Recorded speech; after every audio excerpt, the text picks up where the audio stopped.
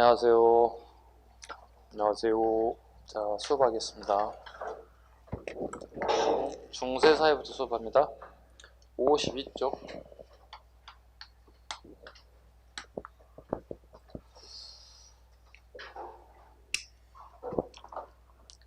자, 시작하겠습니다. 자, 시작합니다. 첫 번째. 1번. 가에 대한 설명으로 옳은 것은 그랬어요. 자, 첫 번째. 박스 가보겠습니다. 사료. 국가가 가를 설치하여 시중, 평장사, 참지정사, 정당문학, 지문하, 성사로 판사를 삼고 판출야로 사를 삼아 큰일 있을 때마다 회의하였다. 한 해에 한 번 모이기도 하고 여러 해 모이지 않기도 하였다. 지금 사료가 굉장히 여러분 낯설 거예요. 지금 이 사료는. 왜냐면 이거는 이제 이재현이 쓴 도병마사에 대한 얘기거든요. 도병마사라는 단어를 직설적으로 주는 단어가 지금 하나도 안 들어가 있죠. 도병마사 이 밑에 있는 직급들에 관련된 게 지금 밑에 있어요. 지금 현재 시중, 평장사, 참지정사, 정당문학, 이건 잘 다루지 않는 부분들인데 도병마사 밑에 있는 관직에 이걸 보고 우리가 도병마사를 유추해야 한다는 거예요. 굉장히 어려운 문제가 되겠죠. 단 이게 이제 이재현이라는 사람이 등장했기 때문에 이재현이 쓴 책이 여공폐설이거든요. 이건 충효한테 쓴 책이거든요. 네. 여공폐설. 일단 이재현에 대한 얘기 잡으셔야 되겠습니다. 여공은요, 상수리나무 역자에 늙은이 옹자를 써요. 본인을 상수리나무 같은 늙은이다 이렇게 본인의 신분을 좀 이렇게 높인 게 아니라 자기 스스로 좀 낮췄어요. 그리고 여공폐설은 전혀 필요 없는 쓸데없는 그냥 잡스러운 문장이다. 잡문이랄 정도로 본인 자체는 스스로 평가를 좀 절하했지만 우리 역사하고 국문학사에 있어서는 굉장히 큰 비중을 차지한다 보시면 됩니다. 그 이유는 대표적인 우리 고려시대 폐감문학 작품입니다. 폐감문학 작품입니다. 폐감문학이란 그 당시에 일어났던 일들을 기초로 해서 스토리를 엮어서 소설화시켰죠. 이걸 폐감문학이라고 부릅니다. 원래 폐감문학이란 출발점은 어디에 출발했다고 그랬어요? 중국의 폐간이라고 하는 관리, 즉 시중에 벌어진 일들을 갖다가 왕에게 보고하는 역할을 했던 사람들이에요. 이걸 폐간이라고 불렀어요. 저작거리에서 우리 일반 시민들이 사는 거리를 보통 저작거리라고 표현한다고요. 저작거리에서 일어난 일들을 왕에게 보고하는 역할을 우리는 폐간이라고 불렀어요. 실제 사실을 보고해야 됩니까? 거짓말을 보고해야 됩니까? 왕에게 보고할 때? 사실을 보고하겠죠? 이와 같은 관리를 폐간이라고 한다고. 여기에 팩트에 스토리가 가미된다고요. 그 결과 작품으로 만들어졌다. 이런 경우 우리는 문학작품이다. 이렇게 얘기해요. 특히 우리 고려시대 문학작품이 가장 많이 나오는 시기는 무신정권과 원간섭기에 주로 많이 이루어져요. 왜? 스토리 굉장히 많아지잖아요. 야, 정중부가 이렇게 난을 일으켰대. 그리고 이렇게 해서 죽임을 당했대. 원나라는 말이야. 이렇게 해서 우리나라에 들어왔고 말이야. 이런 스토리 굉장히 많아진다고요. 이게 여공폐설의 중요한 내용, 스토리 내용이 돼요. 재밌는 것은 여공폐설을 썼던 이재현이 무신정권을 비판해요.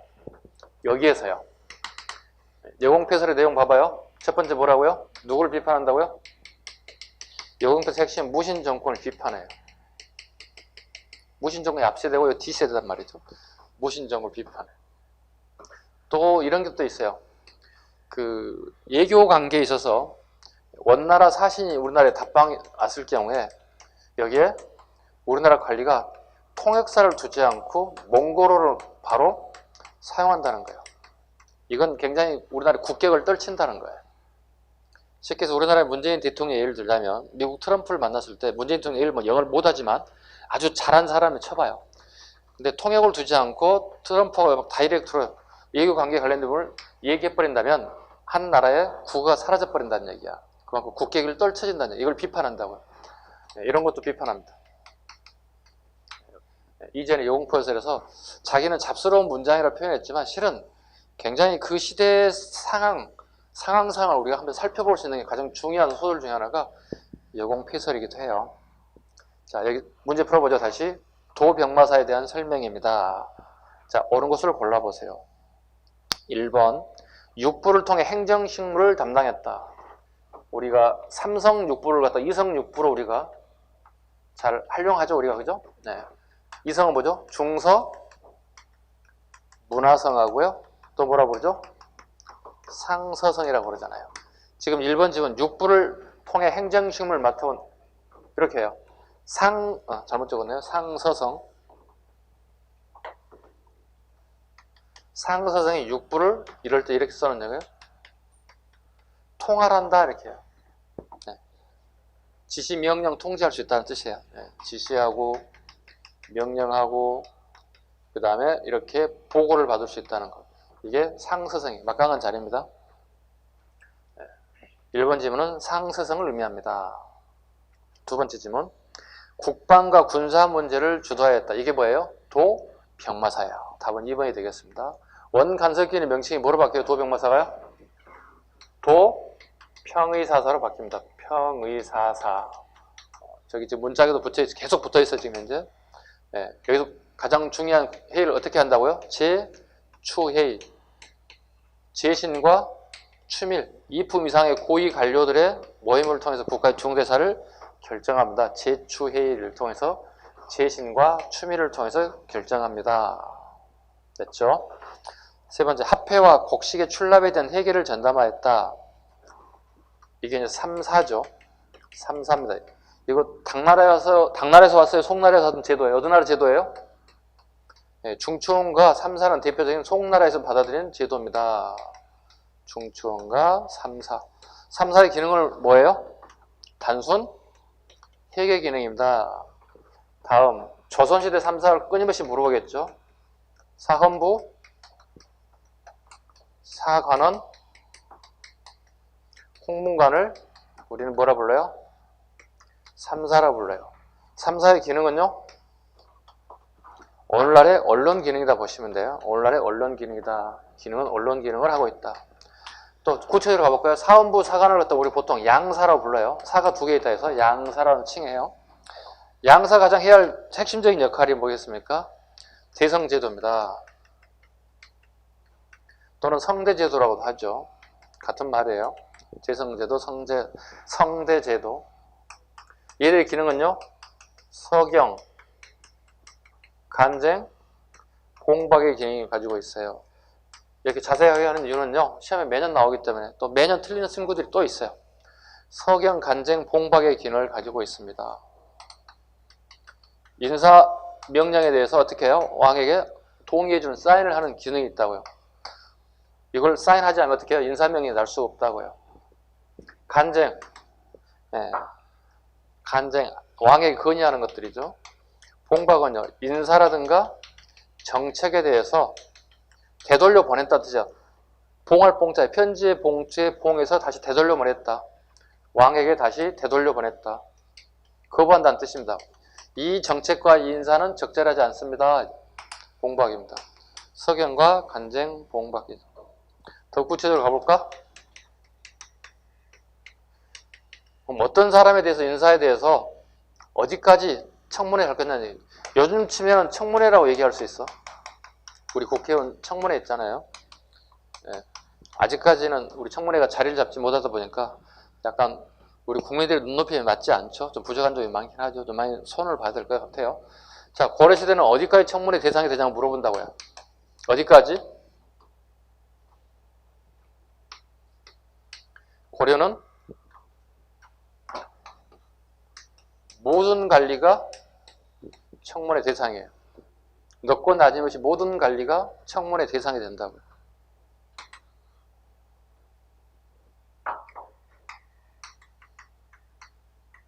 오품 이하의 관리가. 도대체 오품이 어느 정도 됩니까? 또 궁금해지잖아요. 요즘 치면 군수님 계시죠? 그죠? 군수님 이하 정도가 조선은 서경의 대상이 돼요. 이 대상이 된다고, 이렇게. 이 대상이. 고려는 모든 관리가. 그렇다면 여러분 봤을 때 고려와 조선의 서경권 어디가 훨씬 더 막강한 힘을 가지고 있어요? 이게 훨씬 더 막강한 권한을 가지고 있죠. 여기는 훨씬 더 줄어들었죠. 그죠? 그래서 그만큼 고려란 나라가 우리가 생각하는 것처럼 옛날 나라이기 때문에 구식이겠지 생각하지만 의외로 진보적인 것도 상당히 많습니다. 우리나라의 모든 관리를 임명할 때 청문회 하게 되면 어떻게 될까요? 나라 운영이 안 될걸? 연일 뉴스 터져나올걸? 복잡한 뉴스 많이 터져나오겠죠? 가끔 저희들 친구들한테 그런 얘기를 해요. 야, 우리 조국처럼 아이 대학교 보낼 때 이런 거 있어? 우리는 없어. 그럼 청문회 나가서 틀릴 거 없어? 아니, 틀릴 게 있어. 뭐 있어? 얘기해봐. 미소 이신 읽고 해봐. 가끔 농담을 하거든요. 가끔 이렇게 갈 수 있는 친구들이 있거든요. 이렇게 네임밸류 좀 있는 친구들이 있거든요. 물어보거든요. 그런데 한결같이 하는 얘기는 나가고 싶지 않대요. 털려서 먼지 안 나는 게 없다는 거예요. 뭐든지 먼지 날 것 같다는 얘기. 정치적 얘기하면 안 되는데. 쏘리. 다시 갈게요. 4번. 관원은 중서문화상의 낭서와 함께 대관으로 불렀다. 이거 우리 뭐라 그러죠? 대성제도 또는 성대제도라고 부른다고요. 5번. 관리를 임명할 때 심사하여 동의하는 권한이 있다. 요거 서경의 권한을 가지고 있다. 서경. 답은 2번이 되겠습니다. 1번 문제 좀 까다로운 문제예요. 굉장히 유치해서 풀어야 되는 문제라서 쉽지는 않았을 거예요. 책에 뭐 평장사라든가 참지정사라든가 이런 나오지 않기 때문에. 두 번째 질문 문제. 밑줄근 그가 실시한 정책으로 옳은 것을 고르세요. 이 동상이 한번 우리 한국사 능력검정 시험에 한번 출제가 됐고요. 우리 공무원 시험에 출제가 되지 않았는데 보셔야 됩니다. 곧 들이닥칠 수 있습니다. 태조 왕건입니다. 이 사람. 이 동상의 실존 인물은 태조 왕건. 이거 제작한 사람은 그의 아들 광종. 광종 때 제작했어요. 자, 그렇다면 그가 실시한 정책을 옳은 걸 한번 물어볼게요. 자, 이 동상은 1992년 개성의 한 왕릉 옆에서 발견되었다. 2006년 북녘의 문화유산 평양에서 온 유물들이라는 주제로 국립중앙박물관에서 전시되기도 하였다. 동상의 주인공이 쓰고 있는 관은 중국 황제가 쓰고 있는 통청관이다. 밑줄.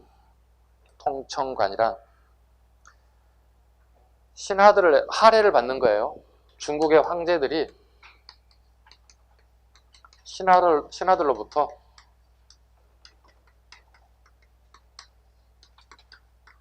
인사죠, 쉽게 얘기해서 할애를 받을 때 사용하는 모자입니다. 통청관입니다. 모자입니다. 그 뭐야? 황제 표시를 하고 있다는 얘기잖아요. 일단 황제라고 하는 사람이 가장 기본적으로 떠올라야 되겠죠. 그 다음 가볼게요. 통청관으로 그가 황제였음을 의미한다고 합니다. 그는 치민유도라는 단어 하나, 모르는 단어 중에 이제 아는 단어가 나왔죠. 치민유도. 세금을 거두어 드릴 때는 일정한 법도가 있어야 된다. 이런 뜻이죠.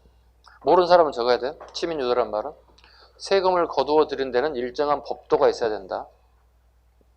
세금을 거두어 드린 데는 일정한 법도가 있어야 된다. 이 후삼국 시대에 10분의 7, 8을 막 걷어갔다는 거야. 이거 너무 과하게 걷어갔다는 거야. 그럼 최소한도 10분의 1 정도면 적당하다는 거야. 10분의 1 걷겠다는 게 치민유도예요. 쉽게 얘기하면은. 세금을 거두어 드리는 일정한 법도가 있어야 된다. 법 없이 막 10분의 7, 8을 막 걷어갔다는 거야. 생산량이 10분의 7, 8은 너무 강한 거잖아요. 이게 치민유도라고. 치민유도라고 단어가 나오면 딱 떠오르는 인사가 있어야 되겠죠. 태조 왕건입니다. 태조 왕건입니다. 제가 문제 쭉 읽어드리지만 여러분 문제를 풀 때 제일 먼저 뭘 봐야 됩니까? 아는 단어 찾아가라고요. 제일 먼저. 여기에 내가 아는 단어가 뭔지 빨리 찾으라고 다 읽지 말고. 아셨죠? 제일 먼저 보는 게 뭐 찾아야 되고 치민유도 찾아야 되고 흑창도 찾아야 되겠죠. 흑창도 찾아야 돼. 빈민구제책은 흑창. 흑창도 마찬가지 태조 왕건입니다.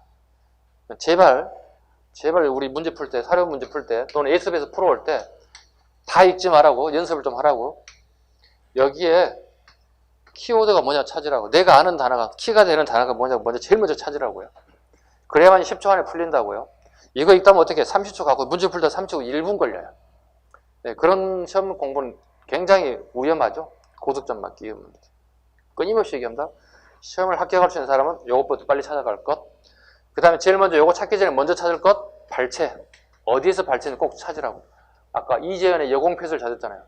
여공표시를 할 때 기본적으로 떠오르는 게 뭐죠? 충효하니까 원간섭기네. 그죠? 시대를 물어볼지 이 작가에 대해서 물어볼지 이 내용이 물어볼지 일단 머리 떠올리는 얘기지. 이재현의 여공표시를 충효하니까 원간섭기겠네. 여기에 방금 단어들 치민유도 흑창이니까 태조 왕건을 물어보겠네. 빨리 그러면 질문으로 다시 올라가야지. 이 사람 실전 정책 찾는 거잖아. 시대를 물어보는 건지 정책을 찾는 건지 이런 요령이 이런 테크닉이 좀 필요하다고요. 자, 태조 왕건 찾아가겠습니다. 국자감을 설치하여 학문을 진흥시켰다. 국자감 누구예요? 국자감은 성종이죠. 네. 성종이죠. 국학으로 바뀐 사람도 있죠? 이 정도는 알아야 되겠죠? 국자감, 국학. 이 정도 잡아야 되겠죠? 자, 일단 성종이고요. 두 번째. 공로에 따라서 역분전을 지급했다. 예. 태조 왕건이죠? 역분전.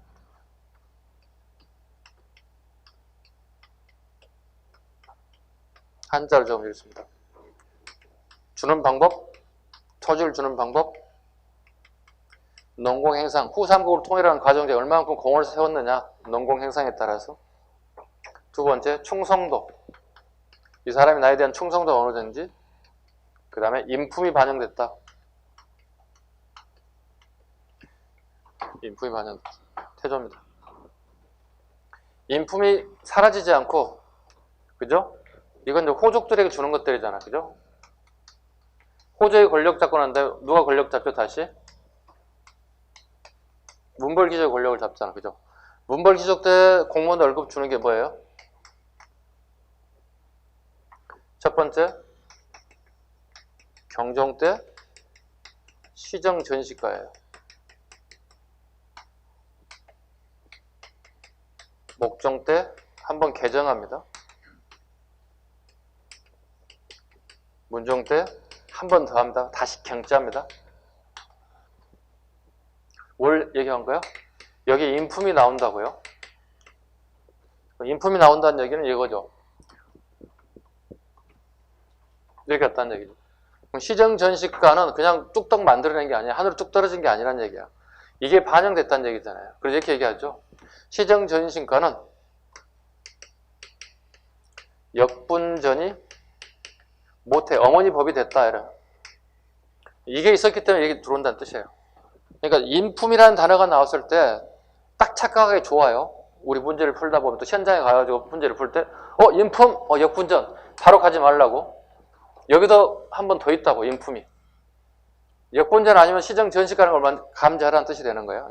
인품 하나 가지고 문제 풀지 말라는 얘기예요. 두 개는 뭐죠? 전현직에 주는 거예요. 여기는 누구에 주는 거예요? 현직에 주는 거예요. 현직자에게.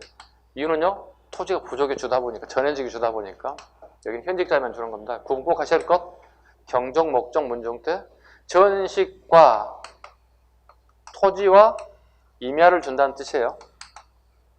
아셨죠? 얼마나 주는지 기준도 아셔야 되겠죠. 그죠? 기준. 자, 시정 전식과 시지와 전지를 구분해 보자고요. 전지와 시지. 거꾸로. 전지와 시지를 숫자 가지고 문제 풀어요. 그죠? 토지 단위는 결이기 때문에 여기서 단위를 결로 잡을게요. 110결, 110결. 100에 70, 100에 50. 양이 줄어들어가고 있어요. 양이 줄고 있다고. 110, 110, 170, 150. 이 숫자 하나만 가지고 어떻게 해요? 시정인지, 개정인지, 경정인지 잡아야 된다고. 아셨죠? 아마 끊임없이 이런 모의고사 문제를 접할 거예요, 저하고요. 숫자만 가지고도 시정전시가인지, 개정전시가인지, 경정전시가인지 잡으시기 바랍니다. 110결, 110결, 100에 70, 그 다음에 100에 50결. 시정, 개정, 경정전시가. 끊임없이 물어보는 문제들입니다. 숫자에 익숙해지기 바랍니다. 세상에 한국사에 숫자가 나오고 있죠. 산수도 아니고 수학도 아닌데 어쩔 수 없죠. 그 다음에요. 12목을 설치하여 지방의 제도를 정비했다. 12목은요. 성종이죠. 우리 성종하면 나올 수 있는 딱 정해져 있다고 그랬죠. 7조하고 20조만 딱 알면 되죠. 7조 뭐라고 볼래요? 누가 건의해요? 최성로가 건의하는 거잖아요. 최성노의 근원은 뭐예요? 시무 28조잖아요. 시무 28조 근원. 7조 뭐라 불러요? 예간을 두소서 이렇게 얘기하죠. 지방간을 두란 뜻이에요. 예간이라는 지방간을 두소서. 20조 딱 정해져 있죠. 유교와 불교가 있는데 뭘 가까이 해달라는 얘기죠? 유교를 가까이 해달라는 얘기잖아요. 예간을 두소서. 이건 성종에게 건의한 시무 28조 내용 중에 하나입니다. 이건 최성의 시무 28조 이 두 개는 그냥 통째로 여러분 잡고 다녀야 돼. 7조와 20조는 그냥 머리통에 딱 집어내야 돼. 어쩔 수 없어. 7조 20조는 딱 집어내야 돼. 예간을 두소서, 이거 일부러 써드리는 거예요. 일부러. 예간을 두소서 사료가 나온단 말이죠. 예간을 단 한마디에 그냥 지방간 달라는 얘기네. 그 결과 어떤 현상이 벌어졌어요? 12군데 뭐가 파견돼요? 12목의 목사가 파견된다고요. 실제로 12목의 목사가 파견된다. 지방간이 파견됐다는 뜻이에요. 됐죠? 그 다음에 노비양건법을 실시해 왕권을 강화할 것. 노비에 관련된 지문이 나오면은 첫 번째 태조하고 강종을 잡으라고요. 아셨죠? 노비양건법, 노비라는 단어가 나오자마자 바로 강종 가지 말라고. 일단 강종은 찾아가되 주의하라고. 왜? 태조도 노비를 해방한다고요. 태조왕건도. 그래서 그 다음 지문을 또 살펴볼 필요가 있다. 아셨죠? 주의할 지문들입니다. 그 다음에 5번 음서제를 실시하여 귀족 세력을 투과할 것. 우리나라에 음서제도가 처음 등장했죠. 지금 성종입니다. 고려 성종입니다. 몇 품 이상에 해당되는 사람에게 고구려는 5품 고려입니다. 반대로 조선은요 2품 이상에게 공음전 즉 음서제도가 적용되고 있습니다. 구분할 것 5품 2품 이상 고려와 조선 구분할 것 됐죠? 자, 이렇게 태조까지 마치겠습니다. 한 페이지 더 넘기겠습니다.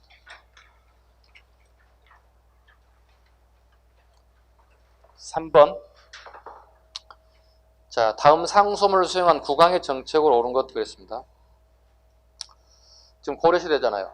그럼 상소문이 그렇게 많지가 않아요. 상소문 뭐가 있을 것 같아요? 기본적으로 아까 방금 얘기했던 최성노의 시무 28조. 그 다음에 최충원이 명종에게 구테타를 일으키고 난 다음에 봉사 10조. 딱 두 가지밖에 없다. 좁혀볼 수 있다는 거야. 자, 보자고.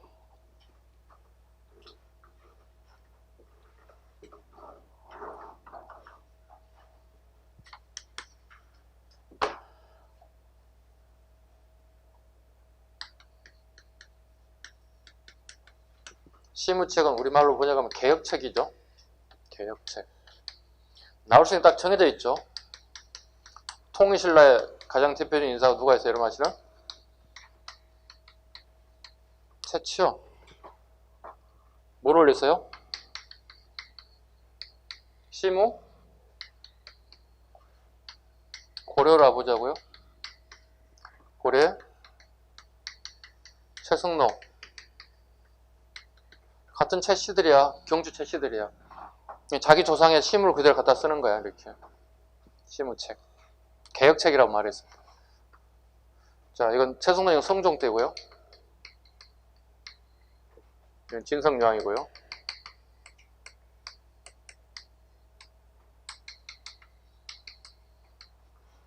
명종 때 최충원.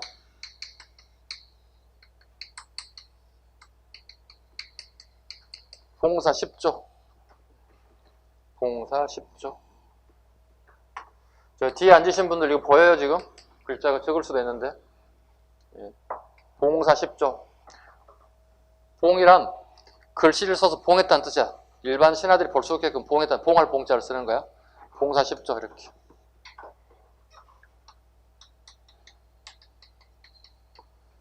조선시대는 가장 대표적인 게 여러분이 알고 있는 율곡 2입니다. 2입니다. 율곡 2. 네. 대표적인 게 뭐가 있어요?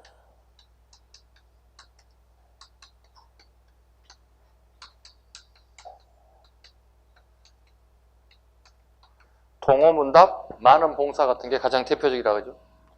시무책이라든가 봉사랑 이런 게 나오면은 딱 머리에 돌아다녀야 된다고 이게. 이걸 뭘 주장한 거야? 수미법. 대동수미법. 수미법. 조선의 가장 큰 문제는 특산물을 걷어들인다는데 이게 큰 문제더라. 이걸 쌀로 대신하자는 게 이게 수미법을 주장하죠. 많은 봉사. 일본 애구들이 심상치가 않아요. 뭐 하자고요? 10만 양명서를 주장한다고 얘기해요.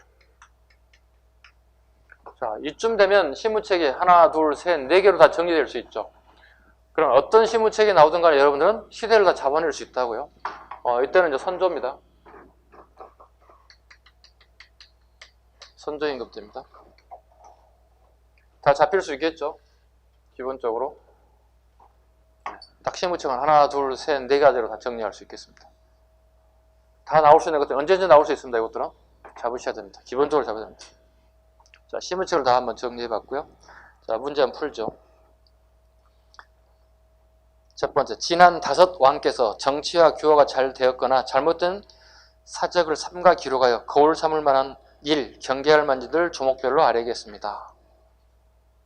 저는 비록 어리석거나 국가 중직에 있으면서 진언할 마음도 있었고 또 회피할 길도 없으므로 당면한 시국 대책 28개 조항을 첨부해 올립니다. 5 왕이라는 얘기잖아요. 이거 외우라고 그러죠, 제가. 고려왕 8명, 태해정광, 경성, 목현이라고요. 이거 안 외운 사람 이거 문제가 있는 거예요. 선생님이 그렇게 외우라는데 안 외우면 이거 문제가 있는 거예요. 어렵지도 않잖아요. 4글자씩 자르면 돼. 태해정광, 경성, 요것만 조가 되고 다 종자 붙이면 돼. 종 이렇게. 다 붙이면 된다고. 태해정광, 경성, 목현. 자, 5 임금이라고 그랬죠. 하나, 둘, 셋, 넷, 5이잖아요. 여기까지 뭘 썼다는 얘기죠? 성종 때 누가요? 최승로가 썼다고요. 그 첫 번째 게 뭐예요? 시무 28조라고요. 시무 28조 덩달아서 같이 올려진 게 뭐예요? 5조 정적평이라고요. 5 임금에 대한 정치적 업적 평가했다는 뜻이 돼요. 5조 정적평을 평가했다. 가장 누구를 비판해요? 성종 때? 강종을 가장 비판하죠. 네. 어떻게 개국 공신들 다 죽이고 왕족들 다 죽이는 이런 만행을 저지르냐. 그러니 당신이 오래 살지 못했지 50살 넘지 못하고 50세 뼈가닥 갔지 이렇게 비판하고 있다고요. 이해 가셨죠? 자, 다시 가요. 자, 이 상소문을 수용한 국왕 누구예요? 성종이잖아요. 성종국 곤란이라는 얘기잖아요. 네. 그래서 숫자 하나만 가지고 풀 수 있는 거예요. 태해정강, 경성목현 이렇게 하나 적어보시면 최소한 2 문제를 풀어낼 수 있어요. 자, 노비양건법을 실시해 왕권을 강화했다. 여기죠? 노비양건법. 노비 해방이 아니라 노비양건법이 나와버리면 바로 강종을 가면 되겠지. 노비 해방이 되면 태조도가 될 수도 있다고요. 해방이라는 단어가 들으면. 노비가 안전한지 검사하겠다. 전쟁 수행 과정 중에 억울한 사람을 해방시켜주겠다. 목적은요? 왕권 강화책이죠. 노비를 풀어주면 어떻게 왕권 강화책이 될 수 있느냐? 돼요. 노비를 풀어주면 왕권 강화책이 될 수밖에 없죠. 기존의 노비가 누굴 다 데리고 있어? 권력자들이 다 그걸 가지고 있다고요. 호족들이 다 노비를 가지고 있다고. 그럼 얘들은 뭐야? 생산성이 증가되고 사병이 증가될 수 있다고요. 대신 일반 양인을 만들게 되면 노비를 풀면 양인이 되는 거잖아요. 그죠? 일반 백성이 된다고. 얘들은 조세를 내야 된다고요. 그 다음에 뭐예요? 군역의 의무가 있다고요. 그래서 조선이나 고려는 항상 추구하는 게 뭐예요? 양인의 숫자를 증가시키려고 끊임없이 노력해요. 양인의 숫자를 늘리려고. 지금 우리나라의 인구 정책 늘리는 거하고 비슷하지 않을까요? 사람이 늘어나야 세금 많이 거둘 수 있잖아요. 그 중에 반은 남성이 태어날 거 아니에요. 그럼 군대도 보내야 할 거 아니에요. 그죠? 큰 문제잖아요. 아이들이 지금 줄어들고 있잖아요. 뭐 30만 미만으로 떨어진대잖아요. 30만 미만으로 떨어지면 어떻게 되죠, 우리나라에? 대학 웬만한 대학 다 문 닫아야 돼. 네. 여러분 주변에 있는 대학들 다 문 닫아야 된다고. 대학 누가 가겠어요? 몇 개나 살아남겠어요? 그죠? 그 다음에 초등학교 상당수가 문 닫아야 할 것 같은데? 인구가 줄어들기 때문에. 그죠? 그래서 늘려야 할 이유들이 이런 게 있습니다. 조세, 국가의 수입이 줄어들고요. 그 다음에 군대에 갈 숫자가 줄어든다는 거죠. 그 다음에요. 오도와 양계를 실시하여 지방행정을 정비하였다. 그랬습니다. 오도와 양계. 자, 요건 두 가지로 잡아볼게요. 오도, 양계.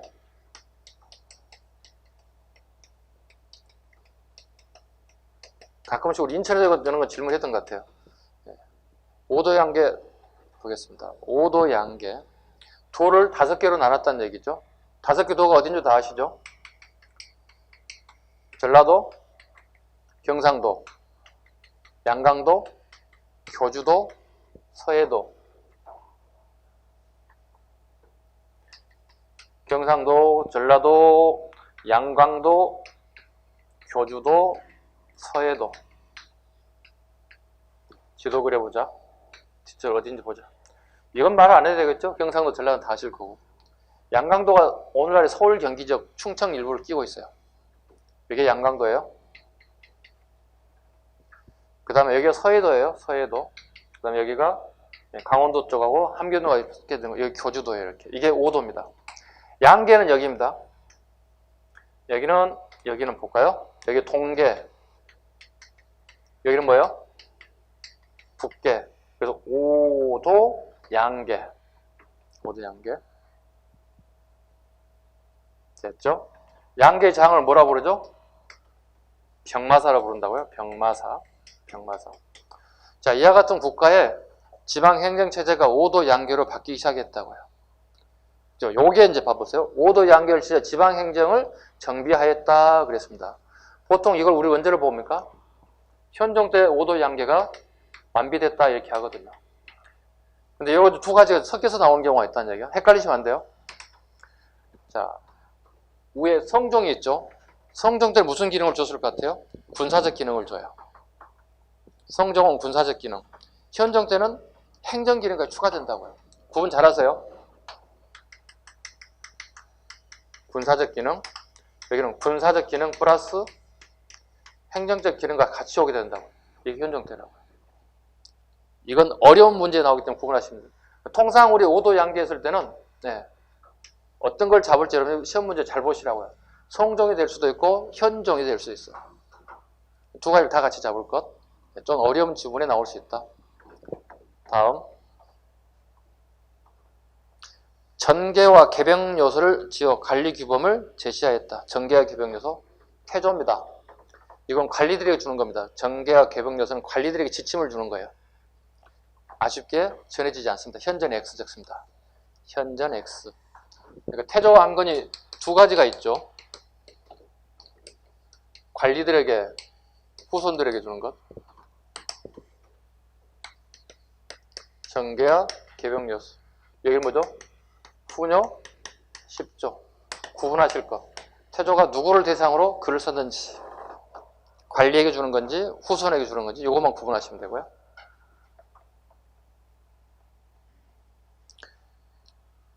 그 다음에 5번 집은 국학을 성균관으로 계층하였다. 국학을 성균관으로 계층했다. 자, 국학을 먼저, 국자감을 국학으로 계층했다고 그랬죠. 그죠? 네, 국자감은 누구라고 그랬지 아까? 성종. 그죠? 국학은 아까 누구라고 그랬지? 예종. 다시 쭉 오던 국학이 다시 성균관으로 바뀐 것은요. 충선왕이에요. 충선왕 때 성균관으로 바뀐다고요. 됐죠? 충선왕 때.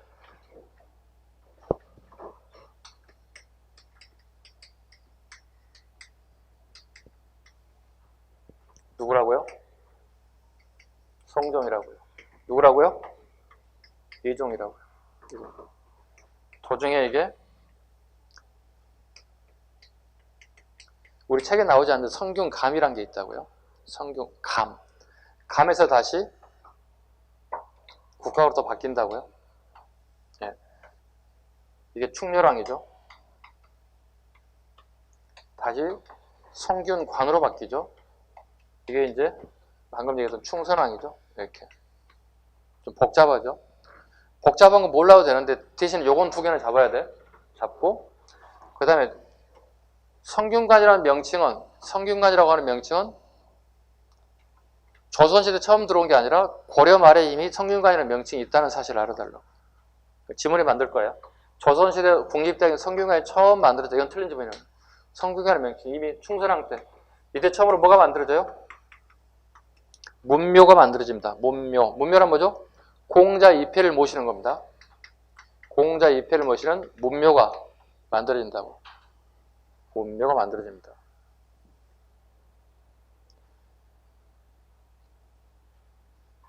답은 2번. 향리제를 마련하여 지방 세력을 통제하였다. 네. 이건 뭐예요?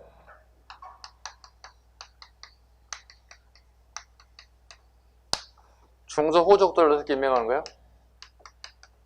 향리로 임명하는 제도. 성정태 등장하는 겁니다.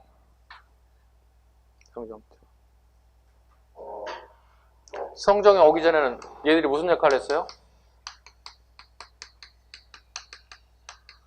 호족과 부호장 역할을 했죠. 성정에 오기 전에는 호족과 부호장 역할을 했다고요? 누구에 의해서? 사신관들에 의해서요. 그 지역에 가장 유력한 사람, 대표적으로 우리 첫 번째 사신관이 누구죠? 경순왕이었던 김부죠. 김부가 경상도 지역을 누구보다 잘 알겠지? 예, 경주 지역을 통치했던 왕이니까. 그 지역에 호족과 부호장을 임명한다고요. 오늘날 치면 시장 군수를 임명한다는 거예요. 이걸 사신관이 임명했다는 거예요. 사신관이 임명했다는 거예요. 이게 중소호족들에게 임명장을 줬다는 거예요. 이렇게. 그리고 성정이 되면 무슨 일이 발생됩니까? 12목에 목사가 파견된다고요. 목사가 파견돼요. 한 도시에 시장 군수가 둘이 있을 수 있어 없어? 있을 수 없죠. 그럼 한 명만 돼야 될 거 아니야. 그럼 기존에 얘들은 어떻게 될 거야? 얘들은 다 잘린다고. 어떻게 된다고? 향리로 격화된다고. 이렇게. 향리로 격화된다고. 그럼 우리가 생각하는 조선시대 향리하고는 차원이 다른 거지. 그죠? 기존에 잘 나갔던 사람들이 향리로 격화된 거잖아. 그럼 향리들이 불평이 있어 없어? 불평 불만이? 있겠죠. 그럼 얘네들에 대한 불평 불만을 좀 달래줘야 할 필요가 있다는 얘기죠. 그럼 새로운 제도가 만들어져야 되겠죠. 이게 현종 때 만들어진다고. 자, 다 아시죠? 뭐라 불러요? 주현 공거법이라고 부른다고요. 주현 공거법이라고 한다고. 향리 자제들에게 억울하겠지만 과거시험 열심히 해서 중앙으로 진출하세요. 즉 과거시험을 갖다가 향리들에게까지 볼 수 있는 기회를 제공해 준다고. 이게 주현 공거법이에요. 과거시험을 볼 수 있게끔 만들었다. 됐죠? 답은 2번이 되겠습니다. 시간 많이 걸리네. 세 문제 풀는데 시간 이렇게 잡아먹어. 큰일 났다. 속도를 빨리 해볼까요? 4번 가보겠습니다. 밑줄 기은 기역부터 니을에 대한 설명으로 옳은 것을 보기에서 고르세요. 기역, 과거제도, 니은, 여공패설. 여공패설 어디 들어보지 않았나요? 아까 방금? 이재현이죠. 여공패설. 두 번째, 지공거. 과거시험을 총괄하는 사람을 우리 지공거라고 그러죠. 고려에만 있는 제도예요. 네. 좋지 않은 제도가 보니까 조선시대에 폐지가 됐고요. 문화시중. 왕 밑에 가장 높은 벼슬자리겠죠. 자, 기역부터 니을에 대한 설명으로 옳은 것을 보기에서 고르세요. 보기 가죠. 기역번. 조상의 음덕으로 간직에 진출하는 법으로 좀 바꿔주세요. 오타가 있습니다. 방법. 이건 음서제도입니다. 그죠? 과거 시험은 우리가 말 그대로 공개 체험이잖아요. 네, 누구나 자격이 주어진 자리 다 보는 거니까. 이건 음서제도입니다. 자, 고려는 음서제도 몇 품 이상을 그랬죠, 아까? 아버지 백으로 무시험으로 간직에 나가는 거잖아요. 5품. 예, 고려는 5품, 조선은요? 2품. 고려 5품, 조선 2품. 달라졌어요. 두 번째 지문. 일종의 수필 형식이 폐간문학 작품이다. 여공패설은요. 맞죠? 폐간문학이라고 얘기했습니다. 예, 니은번은 정답이고요. 디귿번. 지공거란 과거를 주관하여 급제자를 선발하였다. 맞죠? 네, 디귿번도 맞습니다. 즉 과거 시험을 주관 또는 총괄 같은 말이에요. 주관 또는 총괄한단 말이에요. 그 다음에 주로 이제 과거 시험을 총괄하는 사람은 거의 대부분이 지공과라는 이거 거의 대부분이 문화시중이 그 역할을 해요. 대표적 이재현 시기에 이런 역할을 했다는 뜻이 되는 거고요. 그 다음에 니을 교정도감의 장감을 국정을 총괄했다. 교정도감은 여기 나오면 안 되지. 무신정권 시기에 나온다고요? 무신정권 시기에 살짝 보자고요. 앞글자 따면 정경이체죠. 무신정권 집권수수가 정중부, 경대승, 이의민, 그 다음에 최충원, 그의 아들 최우. 얘들 경대성, 이면, 정정부 거의 얘들은 정치를 어디서 합니까? 중방 정치합니다. 군사 합의체 기구예요. 여기는 새로 만든 게 아니라 기존의 군사 합의체 기구입니다. 자, 최충원과 최후가 정권 잡건다면 중방에서 명칭이 바뀌죠. 뭐로 바뀌어요? 교정 도감으로 바뀐다고요. 그리고 여기에 교정 별감을 설치해서 일종의 장관 역할을 하게끔 한다는 거예요. 네. 처음에는 최충원이 교정 별감까지 역할을 하지만 차츰차츰 사람을 하나 써가지고 장관을 임명해서 교정 별감 역할을 한다고. 자기 측근 인사를 쓴다고요. 그 다음에 밑에 교정 도감, 그 다음에 특이한 건 정방 정치가 최우선으로 나타나죠. 인사기구입니다. 그 다음에 서방도 나오죠. 서방은 뭐죠? 문인들의 수기기관을 처음으로 끌어들여 만든 게 뭐예요? 최후가 만든 서방이기도 해요. 최충원, 최후 공통점은 교정도감이고요. 최후만 하게 끄집어내면은 정방, 서방도 같이 집어넣어 주시라. 가장 기본이에요. 정방, 인사기구입니다. 우리 집에 와서 인사결제 맡으라는 서명 받으라는 얘기가 되는 거고, 서방은 문인들을 처음으로 등용하기 시작했다. 문인들의 수기기관이다. 그 대표 첫 번째 인사가 누구예요? 아버지 때부터 썼던 인물? 이규보라고요.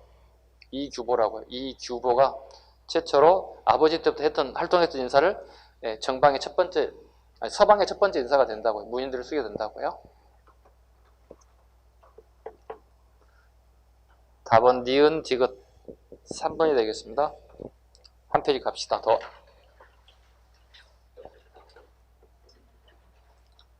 (6번) 미술전 왕이 실시한 정책으로 옳은 것을 고르세요. 자, 아는 단어 빨리 찾아봐요. 쌍기. 후주의 쌍기를 갖다가 광종이 기하시켜버리죠. 그러면 이 사람의 왕은 뭐겠어요? 다 이상 안 읽어봐야 되겠죠? 광종이겠죠? 이 정도는 알고 들어와야죠. 광종 때 쌍기, 후주의 쌍기를 건의해서 과거시험을 실시하게 됐다. 과거시험. 첫 번째 가겠습니다. 광종 업적합니다. 노비양건법 답이 바로 나왔네요. 답은 1번이 되겠죠. 틀린 질문도 찾아야 되겠죠. 관리에게 토지를 지급하는 전시가 제도가 시행되었다. 전시가 제도 잠깐 언급했죠. 아까 시정전시과, 개정전시과, 경정전시과. 전현직에 주는 게 시정전시과와 개정전시과. 토지 주다 보니 부족해서 마지막에 경정전시과는 현직에만 줬다는 거. 됐죠? 그 다음에 토지 결수가 나가는 거죠. 전체 시지가 나가는 거죠. 전체는 토지를 얘기하는 거고 시지는 임야라고요. 땔감을 가져와야 되나? 땔감을. 자, 시정전시가 자 문화시중 기준으로 제일 몇 개를 몇 개를 줬다고요? 문화시중 기준으로 110개월. 자, 개정은요? 170. 그 다음에요? 100에 50. 갈수록 증가돼서 감소됐어요? 감소됐다고요? 숫자 가지고도 시정인지 개정인지 경정인지 잡으라고요. 네. 그 다음에 전국 주요 지역에 12목을 설치하고 지방간을 파견했다. 이건요? 송정이죠. 누구의 건의? 여기 최승로. 자, 7조 뭐였죠? 7조. 지워버렸네. 외관을 두소서. 지방간을 두소서. 4번 정계와 개병 요소를 지어 관리가 지켜야 할 규범을 제시하였다. 태조. 현재 전해지고 있죠? 안 전해지고 있다고요? 전해지지 않고 있다고 아쉽지만. 됐죠? 그 다음에 후뇨 10조. 이건 후손들이 보란 얘기죠. 이건 전해지고 있죠? 네, 후뇨 10조는 전해지고 있어요. 네. 됐죠? 자, 다음 번 가겠습니다. 6번. 다음 상소문을 올린 인물에 대한 설명을 옳은 것을 고르세요. 찾아볼까요? 제가 아는 단어 찾아보세요. 첫 번째 단어 누가 있죠? 이의민. 이의민 여기 있잖아. 야, 이의민을 알게 됐네요. 또 아는 단어 또 찾아가 볼까요? 끝에 줄 가봐. 끝에 줄. 삼가 10가지 조목을 아래입니다. 여기 봐. 삼가 10가지 조목. 정경이체 등 10가지 조목 오는 사람 누구야? 최충원의 봉사 10조겠지. 자, 다시 이제 풀 읽어보겠습니다. 상소문 올린 거 당연히 최충원이겠죠. 그죠? 쿠데타를 성공시키고 명종에게 10가지를 얘기한다고요. 10가지를 갖다가. 10가지 다 모르시죠, 여러분들이. 그죠? 꼭 필요한 거만 몇 가지 한번 적어볼까요? 10가지를 다 적을 필요는 없고요. 혹시 사료가 나올 걸 대입해서 한번 적어보자고요. 우리 공무원 숫자 감소시켜달라는 얘기. 공문 숫자가 너무 많다는 거야. 필요없이 너무 많다는 거야. 공문 숫자 좀 감소시켜달라.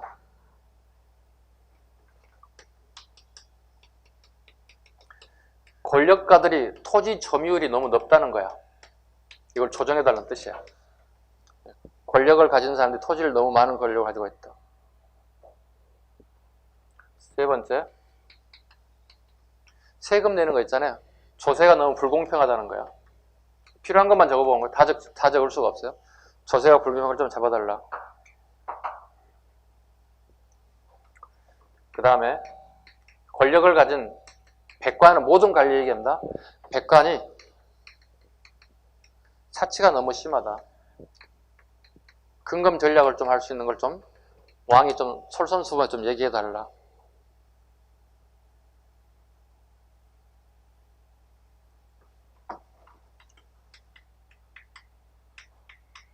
비보 이외의 사찰을 퇴출시켜달라. 비보 사찰이 뭐죠? 풍수지리에 입각해서 절을 지으는데 그걸 벗어나서 짓는 사람들이 있더라. 권력을 이용해서. 그럼 우리나라 이제 국토가 망치게 될 수 있다. 이런 것들이 가장 대표적인 봉사 10조의 내용들입니다. 자, 내용은 참 좋죠. 근데 본인이 정권을 잡고 난 다음에 어떻게 왕의 권력을 돌려주는 게 아니라 본인이 권력을 쥐고 있는 거잖아요. 그죠? 네. 결과적으로 주장은 참 좋지만 실천되기 어렵습니다. 왕에게 형식적인 건의를 했지 않았을까 이렇게 보고 있죠. 네. 봉사 10조. 자, 이 상선을 올린 인물에 대한 골라보라니. 최충원 골라보겠습니다. 1번입니다. 이자겸과 함께 난을 일으켰다. 이자겸과 함께 난을 일으켰던 군사 첫 번째 인물이 누구죠? 척준경 잡아야 되겠지. 이자겸과 그 인종이 꽃이지. 야, 왜 이자겸 같은 사하고 이렇게 권력을 잡으려고 그래? 이거 제거하고 와. 내가 널 기묘하게 쓸게. 이렇게 꼬신다고요. 기가 얇았던 군인이었던 척준경 이자겸을 제거한다고요. 우리 이자겸이 어떻게 해요? 영광으로 유배간다고요. 유배간다고요. 자, 자기 장인 어른이자 할아버지라고요. 할아버지라고요. 좀 복잡해요. 족보가 좀. 네, 좀 복잡해요. 자, 척준경이 이자겸을 제거하고 죽일 수 없어 영광을 유배 보낸다고요. 요것 때문에 우리가 영광 굴비가 유리했다고 그랬죠. 굴비? 아니, 조기가 이렇게 됐다고. 원래 명칭이 조기인데 굴비로 이렇게 이름이 바뀌게 된 이자겸 유배라고. 자, 척준경입니다. 첫 번째. 척준경 처음 등장한 시기는 언제 시기예요? 동북 구성 때 나옵니다. 동북 구성이면 누구예요, 지금? 여기? 윤관 때 나온다고요. 윤관 때 키워졌던 인물이 척준경이라고요. 네. 그 인물이 윤관 이후에 넘버원이 됐다고. 군사로서 넘버원이 되고 난 다음에 이자겸과 힘을 합쳤다고요. 그리고 난을 일으켰다고요. 척준경이 난을 일으키자 어떻게 해요? 이자겸을 제거하고 다시 척준경이 제거됐다고요. 서경파인 정지상한테 제거된다고요. 인종이 다시 서경파에게 압력을 넣는 거죠. 정지상 같은 세력들이 다시 척준경을 제거해버립니다. 정지상은 누구예요? 묘청과 같은 서경파라고요. 훗날 이 사람들이 하는 게 뭐예요? 서경, 천도를 주장하는 사람들이라고. 정지상, 묘청. 자, 의의 인물들을 예를 들면 시험에 나오면 당황스러울 수 있어요. 기본서에서 깊이 다루지 않았던 인물들을 이렇게 다뤄봐야 한다고요. 다시 한번 척준경은 동북 구성 때 윤관을 둬서 동북 구성을 쌓았던 인물이고요. 그 다음에 윤관 사후에 군사의 넘버원이 된 인물이 척준경이고요. 그 다음에 다시 척준경의 난을 제압한 인물이 정지상이라고 서경파라고요. 묘청과 함께 활동했던 인물이라고요. 다시 이렇게 제거됐다고요. 됐죠? 그리고 난 다음에 얘들이 제거되고 난 다음에 뭐예요? 이자겸한테 가장 핵심이 뭐예요? 우리 시험에 잘 나오는 게 개성이 불탔다고요. 개성이 불탔기 때문에 묘청이 뭐예요? 야, 개경은 이제 끝났어. 새했다. 수도를 옮겨야 되지 않겠어? 그래서 옮긴 게 뭐야? 평양천도가 나온다고요. 서경천도. 그래서 국책사업으로 어떻게 공사가 진행된다고요.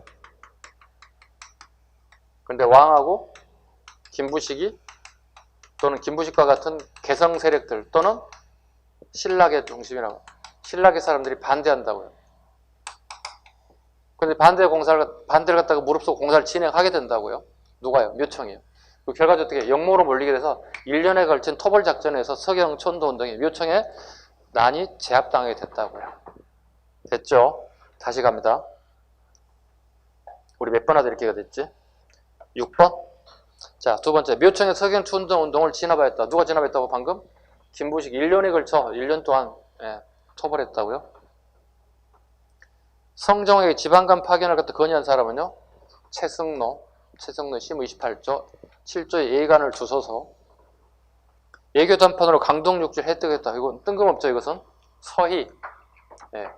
거란의 1차 공격을 예교 단판을 통해서 물리친 서희.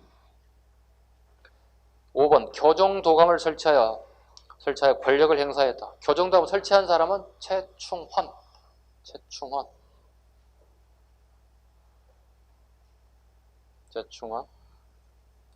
그 다음에 7번까지 풀고 우리 한번 쉽시다. 이양 하는 거 7번까지 풀고 쉬겠습니다. 자, 밑줄 근 인물의 특징을 옳은 것을 보기에서 고르세요. 자, 아는 단어 찾아갑시다. 이미 밑줄 그어놨네요. 최충. 두 번째 윤관. 최충과 윤관. 이 인물의 특징이 뭐냐는 얘기죠. 자, 다시 보죠. 해주 최씨 가문의 최충은 문헌공도를 세워 사립학교죠. 고려 중기의 가장 대표적인 한문학자들입니다. 최충, 이자겸, 김부식 이런 인물들입니다. 인재양성에 힘써서 해동공자로 불렸으며 그의 가문은 10여 대에 걸쳐 여러 명의 재상을 배출했다. 명문가죠. 파평윤씨 가문, 윤관은 삼한공신의 칭호를 받은 윤신달의 후손으로 관직이 문화시중까지 올랐으며 아들 여러 명도 고위 관직을 역임하였습니다. 조선시대는 주로 왕비들을 많이 배출한 가문이 파평윤씨 세력들이기도 해요. 자, 이 최충과 윤관의 공통점이 뭐냐는 얘기죠.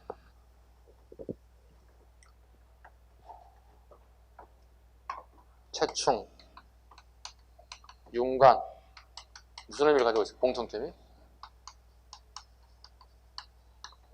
문벌귀족이에요. 우리 고려 정권 순서가 되죠. 호족, 문벌귀족, 무신정권, 검문세족, 그 다음에 신진사대부 이렇게 표현하죠.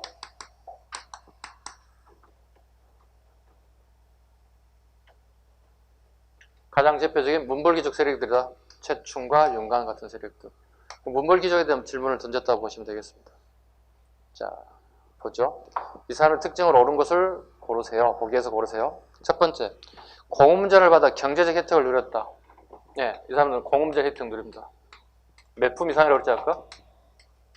5품 이상의 고위 관료들은 무시험으로 관직에 진출할 수 있다. 유력 가문과 혼인관계를 통해서 그 권력을 계속 유지했다. 혼인. 가문과 가문, 또 가문과 왕실과 이렇게 혼인관계를 통해서 끊임없는 권력을 계속 유지했다. 문벌귀족. 봐봐요. 문. 벌렬 가문의 약자라고 그랬어. 그죠? 벌은 뭐죠? 할아버지, 아버지, 본인이 3대가 연이어서 관직에 진출하는 가문을 뭐라고 한다고요? 벌렬 가문이라고 한다고요. 문. 과거 시험을 통해 가는 사람들, 그 다음에 아버지 백으로 가는 사람들, 이걸 문벌귀족이라고 한다고요.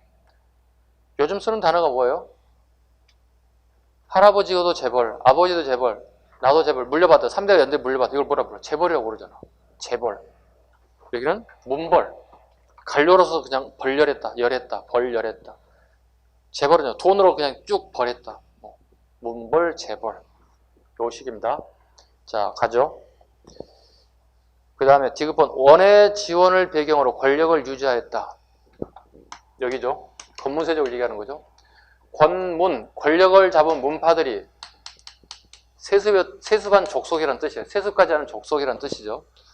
원나라의 권력을 이용해서 세습하는 족속들. 가장 무서운 거잖아요. 그죠? 권력을 세습하는 게 얼마나 무서웠겠어요. 성리학을 수양하여 사상적 기반을 삼아했다. 여기 넣으면 되겠죠? 성리학도, 신진사대부. 대표적인 인물들, 여러분 가장 유명한 이재현. 그죠? 이색, 정도전,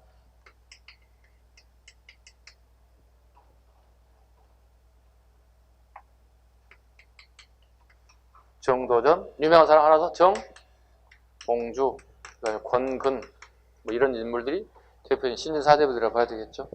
이렇게 해서 기역과 니은 답은 2번이 정답이 되겠습니다. 됐죠? 네, 잠시 쉬겠습니다. 여기까지 하고 잠시 쉬겠습니다.